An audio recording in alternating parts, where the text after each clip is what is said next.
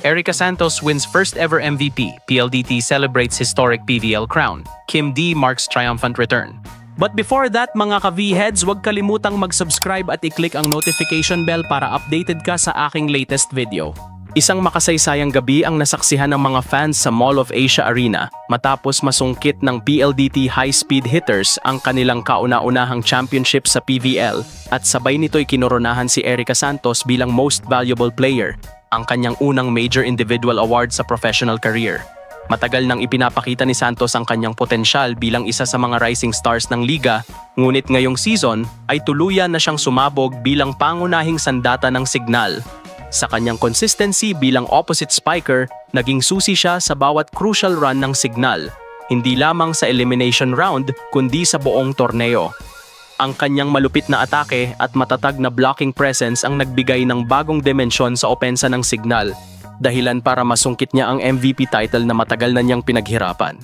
Hindi ko in-expect na darating agad ito pero sobrang saya ko, nakakuha pa ako ng MVP. Hindi lang ito para sa akin, para ito sa buong Signal team na nagtiwala at nagbigay ng suporta, ani Santos matapos tanggapin ang kanyang tropeo. Kasabay ng breakout moment ni Santos, muling nakabalik sa spotlight si Kim D matapos ang matagal na recovery mula sa injury. At hindi lang simpleng pagbabalik, kundi may kasamang storybook ending, isang championship. Ang veteranong opposite spiker ay nag-ambag ng solidong 13 points sa knockout finals, kabilang ang title-clinching block laban kay Chess Robles na nagbigay ng 15-8 panalo para tuldukan ang serye.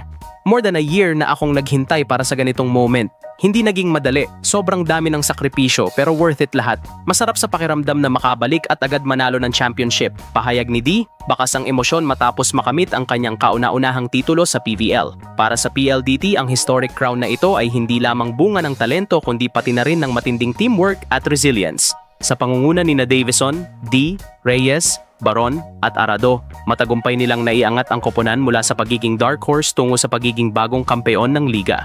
Sa huli, ang gabing ito ay hindi lang para sa tropeo kundi simbolo rin ng mga kwento ng pagbabalik, pag-usbong at tagumpay. Para kay Erica Santos, ito ang simula ng pagiging isa sa pinakamatinding puwersa sa PVL. Para kay Kim D, ito ang patunay na kahit matapos ang matinding pagsubok, may matamis na gantimpala ang tiyaga at tapang. At para sa PLDT high-speed hitters, ito ang simula ng bagong yugto, isang kampyonato na magbibigay ng inspirasyon para sa mga susunod pang laban.